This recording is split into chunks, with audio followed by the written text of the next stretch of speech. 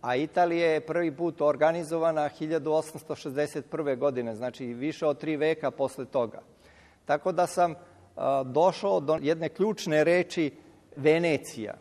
I onda sam pokušavao da analiziram istoriju Venecije i društveni sadržaj koji je motivisao ruske careve da pozivaju permanentno arhitekte iz Venecije. Konstatovao sam znači da je Arhangelski sabor sagrađen od 1505. do 1508. godine, a da je Italija osnovana više od 3 veka posle toga, znači 1861. godine. Znači da nije mogao italijanski arhitekta da gradi Arhangelski sabor i ne možemo današnje geopolitičke pojmove i pojmove iz oblasti javnog prava da transferišemo u taj period. Znači moramo u tom smislu da razmišljamo pojmovima toga vremena i rukovođenjem onim čime su se rukovodili ruski carevi. Ja sam zaključio da su ruski carevi pozivali ne italijanske arhitekte, već arhitekte iz Venecije, jer su smatrali da tamo, kao što je i činjenica, živeo slovenski narod, odnosno ostaci tih drevnih kolovena koji su vremenom dobili naziv Sloveni. U tom smislu sam komparirao termin Venetija i Venecija i našao niz radova koji su vezani za život Veneta, odnosno Venda, za pojam slovenske vede, gde su mnogi objašnjavali pojmom vedenje, odnosno uvod u znanje, jer i danas na ruskom vedenje znači uvod.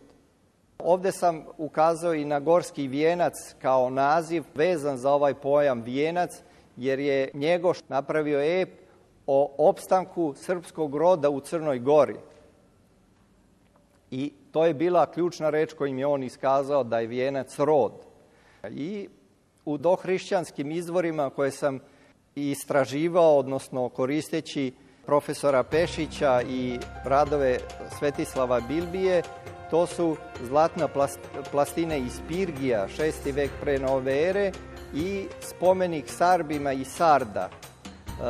U radu Svetislava Bilbije se iznosi da je to starije od 6. veka, ali ja pretpostavljam da je to period 11. veka pre nove ere, gde se na ova dva istorijska spomenika, odnosno arheološka nalaza, mogu pročitati dve reči koje su napisane azbukom.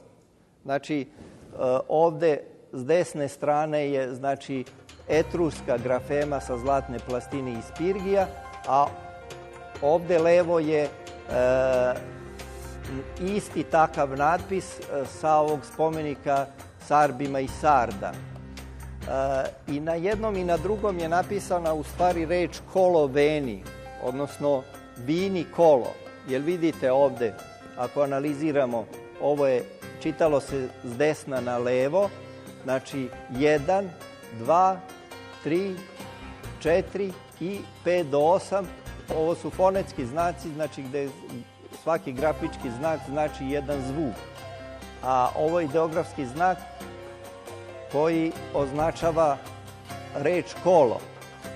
Posle izvesnog vremena je iz ove reči pročitana reč Slaveni. S, L, A, obrnuto, V, E, N, I.